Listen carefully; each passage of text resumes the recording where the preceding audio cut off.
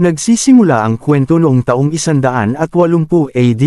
Sa gitna ng malamig na labanan, pinamumunuan ni General Maximus Decimus Meridius ang kanyang hukbo laban sa mga tribong Germanic. Sa kanyang sigaw na, Roma Invicta, sumugod ang mga legion. Nagwagi ang mga Romano, tinapos ang mahabang digmaan, at doon ay nakuha ni Maximus ang paghanga ng matandang emperador na si Marcus Aurelius. Ngunit habang iniisip ng emperador ang kanyang pamana, nahaharap siya sa mabigat na pasya. Ang kanyang anak na si Commodus ay ambisyoso, ngunit hindi karapat-dapat mamuno. Nais ni Aurelius na ipagkatiwala muna ang kapangyarihan kay Maximus, isang taong may dangal, at balang araw, ibalik ito sa Senado. Ibinahagi niya ang lihim kay Maximus, ngunit bago pa man ito maisakatuparan, pinatay siya ni Commodus dahil sa inggit.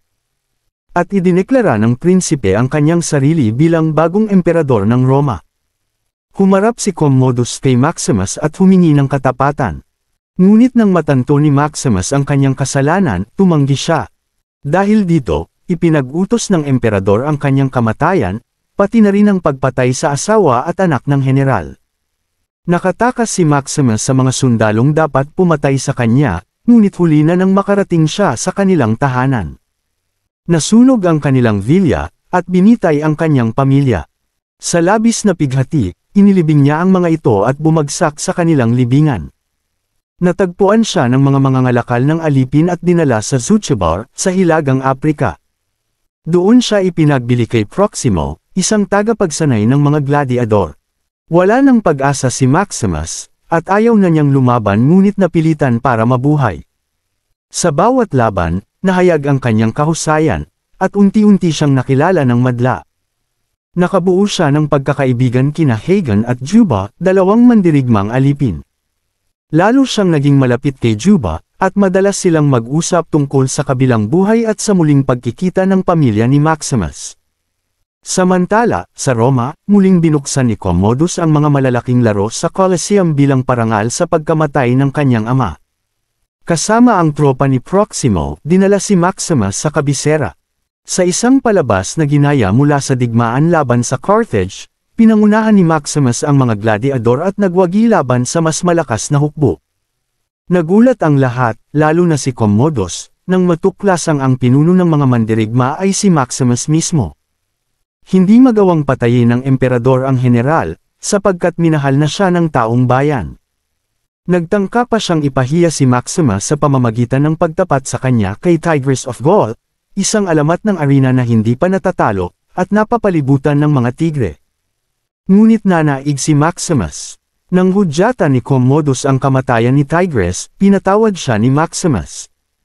Lumakas ang sigawan ng mga tao, tinawag siyang Maximus the Merciful, at lalo pang nabawasan ang kapangyarihan ng emperador. Sa lihim, nakipag-ugnayan si Maximus kay Cicero, ang kanyang dating alipin, na nagsabing tapat pa rin sa kanya ang kanyang hukbo.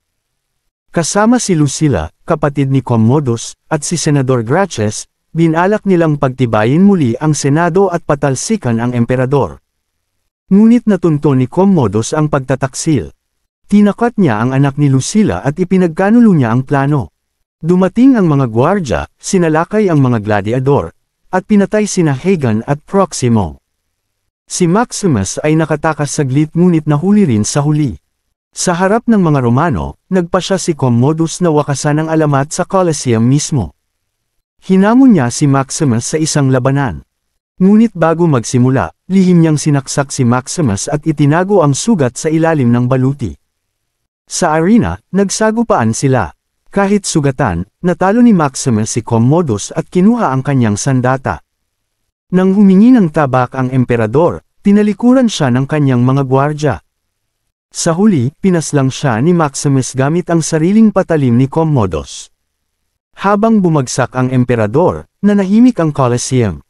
Habang lumalayo ang kanyang hininga, iniutos ni Maximus na palayain ang mga gladiador at ibalik ang kapangyarihan sa Senado. Sa huling sandali, nasilayan niya ang kanyang asawa at anak sa kabilang buhay. Namatay si Maximus, at dinala ng kanyang mga kasama ang kanyang bangkay ng may karangalan. Nang gabing iyon, inilibing ni Juba ang mga munting rebulto ng pamilya ni Maximus sa arena, at bamulong na darating din ang araw na makakasama niya sila ngunit hindi pa ngayon. Ang general na naging alipin, ang alipin na naging gladiador, at ang gladiador na sumalungat sa isang emperador, si Maximus ay iniwang isang alamat na hindi kailanman malilimutan ng Roma. Dito nagwawakas ang ating recap sa pelikulang ito. Maraming salamat sa panunood. Para sa mas marami pang movie recaps, huwag kalimutang mag-subscribe at samahan akong muling balikan ang mga susunod na pelikula.